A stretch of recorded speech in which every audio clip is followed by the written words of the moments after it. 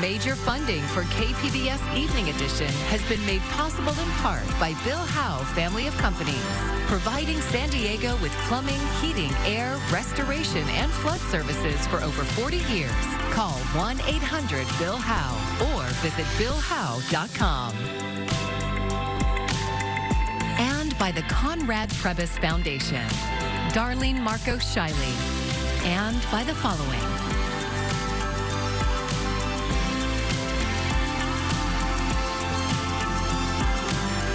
And by viewers like you. Thank you. Thanks for joining us. I'm Elizabeth Sanchez, in for Maya Trabolsi. We begin with breaking news. A fire is prompting evacuation warnings in Rancho Bernardo. It started around 3 o'clock this afternoon in the area of Camino del Norte and Bernardo Center Drive. This is video from our media partner, KGTV. San Diego Fire Rescue says the fire is about 12 acres, and just a short time ago, they said the forward rate of spread has been stopped. There are no reports of damages or injuries. The cause is under investigation, and this fire comes the same day part of the Ramona Air Attack Base closed for construction. We'll have more on that coming up. More of the same here as we get those marine clouds coming back into the forecast tonight. Mostly cloudy skies. 63 for the low. As we venture through the upcoming days, this will be a pretty shallow marine layer that we're talking about, or at least a little bit smaller than where we've been through parts of the summer. But I'll be telling you how some of the temperatures will be changing into next week in a few spots coming up. A weaker than expected jobs report and President Trump's shifting policies sent the stock market sliding. As a result, the president fired the Bureau of Labor Statistics commissioner today. He accused the commissioner of manipulating the monthly jobs reports for, quote, political purposes. Michael Yoshida has more on the latest economic news and what it means for you. U.S. job growth stalling. New data released Friday from the Bureau of Labor Statistics showed weaker than expected numbers for July. Just 73,000 jobs added. And monthly totals for May and June were revised down by a combined 258,000 jobs. There's just so much uncertainty around where these trade deals and where policy is ultimately going to land. That type of uncertainty really has quite seismic consequences, and we're starting to see it show up in the labor market. The White House downplaying the data, saying it believes some loss of jobs is due to stronger immigration policies impacting foreign-born workers, and the economy will improve moving forward. That uncertainty is resolved. The tariff rates are set. The one big beautiful bill is law. It's going to get better from here. Thursday, President Donald Trump unveiled a revised trade policy affecting almost every nation starting August 7th, breaking from decades of free trade and signaling a new protectionist era. A tariff of 10% will remain for countries with which the U.S. exports more than it imports, which is most of them. Nations with which the U.S. has a trade deficit face a 15% floor, with more than 24 of those countries facing an even higher tariff. The cost of those tariffs, according to economists, likely to be passed along to consumers. Tariffs are a tax on literally everything the American consumer is buying. When you tax those goods, you make them more expensive, and that impacts the pocketbooks of the American people. In Washington, Michael Yoshida, KPBS News. Well, if you were driving through the busy intersection of Claremont Mesa Boulevard and Ruffin Road earlier today, you might have thought you saw hundreds of Kaiser Permanente workers on strike. But it wasn't a strike. KPBS reporter John Carroll tells us why they were picketing. It looked like a strike. Sounded like a strike. But this was not a job walkout. We are doing an informational picket. This is totally different from a strike. Nikki Avey is a registered nurse who works for Kaiser. She's also a member of the United Nurses Associations of California Union of Healthcare Professionals. And she's on the bargaining committee that's talking to Kaiser management. She says Kaiser has its priorities in the wrong place. They put the budget at the center of the care, whereas we as healthcare professionals put the patients in the center of our care every day. Informational pickets like this are not confined to San Diego. Avey says they're happening all over the West and even at other facilities across the country. Different places, similar set of complaints against Kaiser. Of course, fair wages, of course, all the benefits that we need to as healthcare providers living here in this costly San Diego city, but also just safe staffing. The staff having all the extra help, the resources. Avi says Kaiser isn't even following the current contract. We reached out to Kaiser for reaction. We always prefer an interview so we can ask questions. Instead, they provided a statement which said in part that they are indeed negotiating a new contract with 61,000 healthcare professionals across the country, and that both parties are committed to interest-based bargaining focused on shared goals and collaboration. This informational picket was just a one-day affair. The employees here will be back to work in the coming days. Informational for now, but these workers say if there is no new contract by the end of September, they're ready to strike. In Kearney Mesa, John Carroll, KPBS News. A San Diego Superior Court has dismissed claims against the Metropolitan Transit System relating to a sexual harassment suit filed against former San Diego County Supervisor Nathan Fletcher. Gracia Figueroa sued Fletcher in 2023. Fletcher was chair of the MTS board at the time, and Figueroa was a spokesperson for the agency. Figueroa says MTS fired her in light of the allegations, accusing the agency of gender discrimination and retaliation.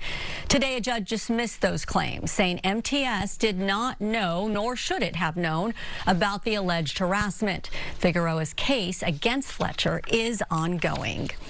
Nearly 200 affordable housing units are coming to Mission Valley. KPBS reporter Andrew Dyer says it's just the first phase of a larger public transit-friendly project. Bulldozers and scrapers are excavating this Mission Valley site just west of Fashion Valley Mall. So the special thing about this site that I think makes a difference in actually being able to get something built here is it really has so much going for it. Rebecca Louie is the CEO of Wakeland Housing, the developer behind this new development called the Becker. It will be 190 affordable rental homes and the first development in the new Riverwalk, San Diego. More than 4,000 homes are coming to this 200-acre master planned community.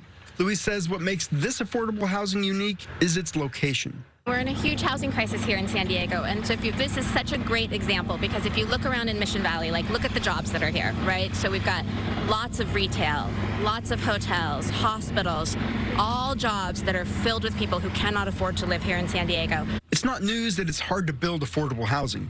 Lisa Huff is the director of development for Wakeland Housing.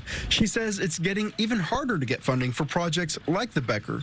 This one has been in the planning stages for years, and there was competition for the state grant that's helping build it. Ultimately, it was really the merits of the project. Its location next to a brand new MTS trolley station, its location in the heart of this highly resourced Mission Valley neighborhood that gave us the edge and let us win the financing.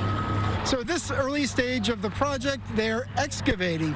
Mission Valley used to be farmland, which means there's a lot of organic material in the soil, which is good for farms, but not so good to build apartments on. So behind me, you see a scraper that is removing some of that bad soil so that they can build on the good soil underneath.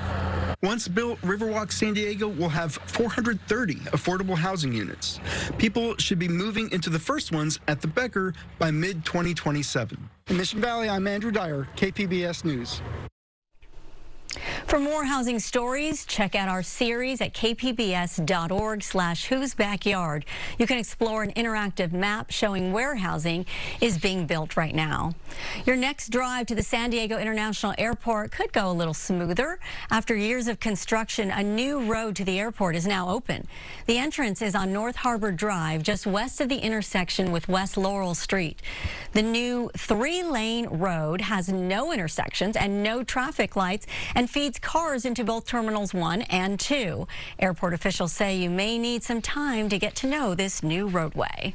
Give yourself a little bit of extra time getting to the airport just so that you can better understand how to use this new roadway. It's not complicated, but there are some differences. It comes up a lot earlier than the previous entrances to the airport. Construction on the new road started in 2021. It's expected to divert 45,000 vehicles per day from North Harbor Drive and improve traffic flow for both people going to the airport and commuters. The Federal Reserve announced this week they will not lower interest rates. And while it's still more expensive to borrow money, there is one positive. When interest rates are high, many banks offer higher annual percentage yields on savings accounts. Jen Sullivan explains how you can grow your savings faster. Wednesday, the Federal Reserve announced they're keeping interest rates between 4.25 and 4.5%. Recent indicators suggest that growth of economic activity has moderated. This means it will continue to cost consumers more to borrow money for things like a mortgage, car payments, even credit card debt. But there is some good news. When interest rates are high, many banks will offer higher annual percentage yields on savings accounts, which means you can grow your money faster. It's not a bad time to be putting your money towards investments to let it grow. Bankrate financial analyst Stephen Cates says now is a good time to look into high-yield savings accounts and certificate of deposit accounts known as CDs. Basic savings accounts have an average annual percentage yield of 0.56%, but a high-yield savings account can pay upwards of 4% annually. The higher the rate, the more interest you'll earn on your savings. This Bankrate graph shows how much a top-yield savings account outpaces the average savings rate. So let's crunch the numbers into this Bankrate calculator. If you move $5,000 into a high-yield savings account and contribute $200 a month over a 5-year period with an annual percentage yield of 4.25%, in 5 years, you'll have made nearly $2,500 in interest. You're getting a really healthy yield compared to where we were over the last, 15 years. Beware that the bank can change the percent of interest you earn. In a CD, the rate is typically fixed for a specific period of time. In both types of accounts, there may be restrictions on how much and when you can withdraw those funds. For Consumer Watch, I'm Jen Sullivan. We've all been there, a family gathering, an outing with friends, and politics comes up. Cuts to the safety net, guns, abortion, climate change. Fault lines run deep, and so do emotions.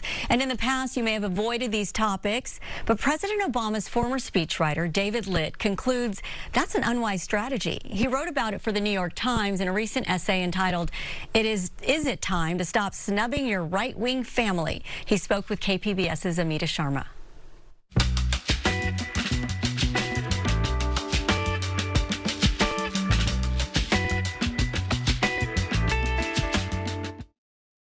David, you focus on your brother-in-law, an electrician, in your recent NYT essay and your new book, It's Only Drowning, a true story of learning to surf and the search for common ground. Tell me about the transformation that relationship with your brother-in-law underwent from the pandemic until now. Matt, as you say, is an electrician who deals with violent shocks for work, and I'm a writer who deals with carpal tunnel for work. So we're very different people, and it really extends to all kinds of different things. And I think in the pandemic, at least for me, those differences started to feel like more than just differences. They started to feel like every detail, what kind of music we like, what kind of exercise we do, what kind of sports we follow, they all were identifiers. And it felt, and this is how I put it in the book, that we've been drafted into opposite sides of a culture war. It wasn't something that either of us chose, but it felt like there were sort of forces beyond our control saying, nope, you all belong to different teams now. And I think, to some extent what that piece was about, and also what this book was about, was I think I fell, I think I kind of fell for that. And I think it took me a long time to realize that that doesn't have to be that way. So you say shunning as a strategy has been ineffective. Why do you think it doesn't work? Well, if you look at, ancient Athens, which is where the word ostracism comes from, right? It was this was a way that society would get together and say, we're going to essentially exile people for having views that the rest of society deems as not acceptable. It doesn't tend to work because people can find people who agree with them. People can find, sort of social scenarios that fit their beliefs online. So then for people who find themselves related to or friends with folks who hold opposite political views and things get bitter, but at the same time, they don't want to end those ties, what do you suggest beyond what you just said? When you have that foundation of mutual respect, then it's possible to have conversations about those divisive issues, but they're not arguments, they're not debates, they're undertaken in a spirit of curiosity. And sometimes minds change and sometimes minds don't. I've certainly learned a lot from Matt, but at the same time, when you're not saying, I'm only doing this in order to change your mind, I think that makes a big, big difference. How vital is the search for common ground, neutral ground, to the country's well-being and perhaps even survival? In a democracy, we have to figure out how to co-own this country together. Right? It can't be a sort of scenario where we say we're on actually, I was about to say we're on the right side, but actually people feel passionately that they're right. I certainly have lots of opinions that I hold or where I say this is a matter of right and wrong, and I think I'm right. But in a democracy, you don't get to just say, therefore I won't listen to somebody else, or therefore we won't let their votes count, or we won't find a way to listen to people, even if we don't agree with them. You have to figure out how to live together. And what is your brother-in-law's reaction to your essay in the book about your bond with him? Well, he really liked the book, which made me, I was nervous, obviously, about reviews, right? You're always nervous about a review, but the one I was by far the most concerned about was Matt's. And what has been the overall response to your book? Well, that's, if you ask an author what's the overall response to your book, they're going to say, well, people love it. They say, Pride and Prejudice was fine, but It's Only Drowning, that book's really good. Now, what I would say is I'm really glad that the vast majority of people, if you look at reviews and things like that, or people have emailed me or whatnot, number one, enjoyed the book, right? I love to read stuff that doesn't feel like homework. And to me, this was a book that I want people to be able to read on a beach weekend, on a long flight, and just laugh the whole time. I'm Amna Nawaz. Tonight on the NewsHour, President Trump fires a labor official after a poor jobs report and unleashes a new round of tariffs. That's coming up at 7 after Evening Edition on KPBS. Construction began today on improvements to CalFire's Ramona Air Attack Base. While the reloading station is closed, CalFire will be using the Hemet Ryan Air Attack Base in Riverside County. It's about 47 miles from the Ramona base. To help make up for the longer distance, CalFire will deploy 4 air tankers to fires instead of just 2. And in special cases, they'll open a temporary reload base at Brownfield Airport in Otay Mesa. Our media partner KGTV spoke to a Ramona resident who lived through the Cedar and Witch Creek fires. He wants to see the reload base in Otay Mesa set up full-time rather than special cases. Tear it down and then they would set it back up again, so that would just potentially add further delay, and it won't be there the whole time. That's, given everything, all considerations, that would be optimal. CalFire says they don't have the budget to keep the temporary base open full-time, and the upgrades to the Ramona Air Base are crucial. They'll be reconstructing the base's tarmac and retardant reloading bays. The agency says this will help fit a new air tanker that will drastically help wildfire response. The project is expected to take 8 to 12 months.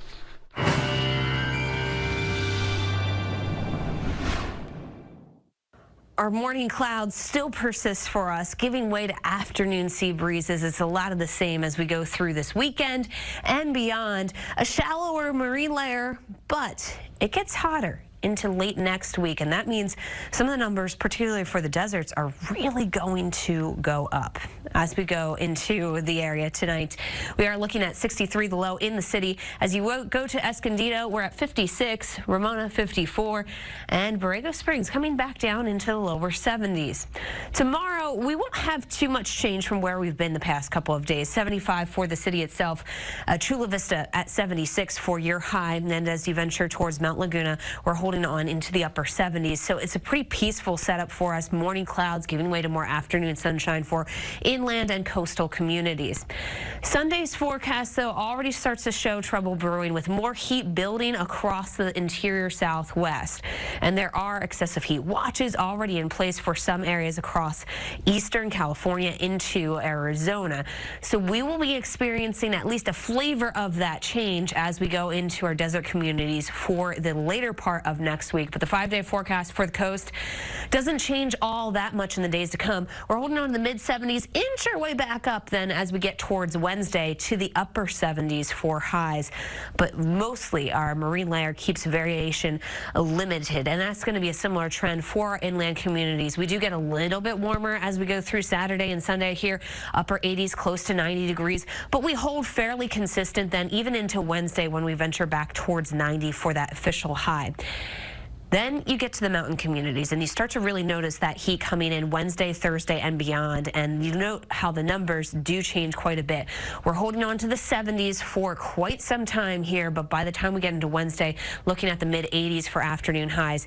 And desert communities venturing their way into the 110 range and even higher potentially for Thursday, when some of the worst of the heat could be working its way into the desert communities. For KPBS News, I'm AccuWeather meteorologist Melissa Constancer. Artists from Mexico and throughout Latin America have traveled to Old Town for an annual showcase of their work this weekend. For decades, Bazaar del Mundo's Latin American market has featured handmade textiles, pottery, and jewelry for sale. Artists are also demonstrating their wood carving, painting, and weaving skills. Artist Diego Montoya says weaving is a way to preserve ancient techniques. Everything I know until now, I learned from my father. He learned from his father, and that's something that we've been heritage for many years. At least in my family, I'm pretty sure that we've been doing this for at least 112 years. So that's 6 generations. That's Diego Montano, and other featured artists include Jacobo Jacoba and Maria Angeles. Their colorful wooden figurines depict animal spirit guides called abreijas. The market runs tonight until 8 tomorrow from 10 until 8 p.m. and then Sunday from 10 to 6 p.m. Well, during the week, Keith Hammond is a mild-mannered high school teacher, but on weekends, he transformed into pro wrestler Orion Odyssey.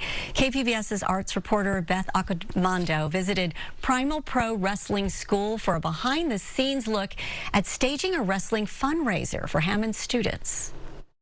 For the past 7 years, Olympian high school history teacher Keith Hammond has been moonlighting as Orion Odyssey. Hammond invited me to Primal Pro Wrestling School to debunk a few myths about wrestling, starting with the idea that it's all fake and no one gets hurt. Ouch. I felt that. It's staged, but it's not fake. I promise you, every single, what we call a bump, getting hit or down on the mat, it hurts, it registers. And it's all in the service of a good story. That's right. Pro wrestling is about heroes, villains, and storytelling. It's like the ultimate storytelling art, because you can have comedy, you can have physical, you can have superheroes, you know? There's no limit to what you can portray and what you want to be, and I feel like it's a way for people to express themselves and connect with others that you may not and otherwise have connected with. I think my favorite way to talk about pro wrestling is it is long-form improv, but you're hitting each other. So what happens is that normally, someone called a booker will decide what they want the matches to be and what they want the finishes to be. It is up to the wrestlers to come up with the actual matches themselves and try to make the booker's vision come true. Turn, kick, suicide, yeah. Suicide, hey. It's very precise what we do, and I like to think we're quite intelligent in the way we structure stories and almost control the way people feel. Like, we can make them feel happy, we can make them feel sad, and just really bring out emotion that they might not feel anywhere else. I think one of the ways to think about pro wrestling is for either fans or the wrestlers, it's the safest way to be in a live action movie. No one describes what stunt people do as fake, just because it's planned out with every effort to make it safe. We're working together to tell stories. We're working together to captivate an audience. And everything we do in that ring is real. When we fall on the mat, it hurts. For people that say it's fake, it's like, man, if they just took one day just to feel, even hitting the ropes, you know, you'll get some marks on your back. So it's a tough thing we do. It's very impactful on the body, and every match is like getting in a car accident. But they do it because they love it. Nice. You guys ready? Go! One thing about pro wrestling is it's such a collaborative art when you do it right. When I'm acting, you have to react, and I can do things to make you look more like a good guy or more like a bad guy. But when I hit a move on somebody, I am always doing it in a way which can help it be safe for the person. When I'm getting hit, there are things that hopefully are kind of hidden to people, but there are things I'm doing when I'm getting hit so that I'm not getting seriously injured. Still hurts, but it's something where I can walk away and be fine with it. Audiences may not be aware of how they can actually impact the match they're watching. What happens is when you cheer or you boo, the wrestlers in the ring, if they're good, are listening to what you're doing. And so they'll react and they'll give the best possible match to those people in the audience. And so if you like big chops and the audience reacts, you'll get a big chop match. If people react to like intricate hold-to-hold wrestling, then they'll do more of that. Whether you know it or not, you're actually influencing the product you're seeing in the ring.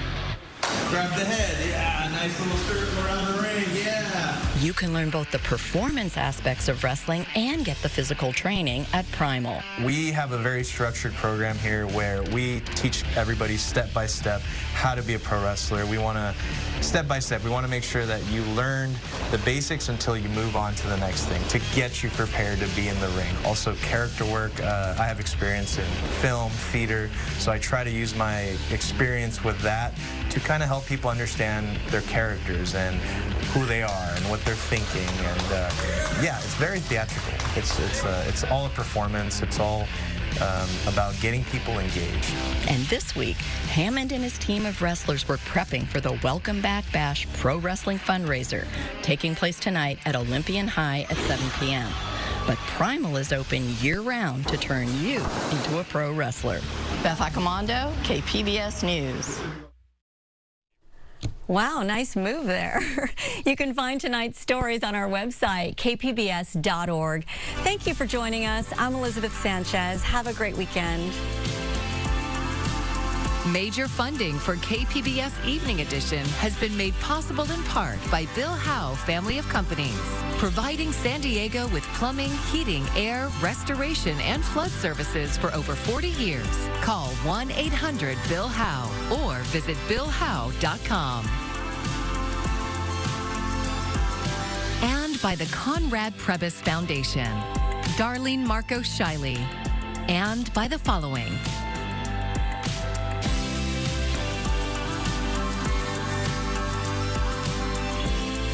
and by viewers like you. Thank you.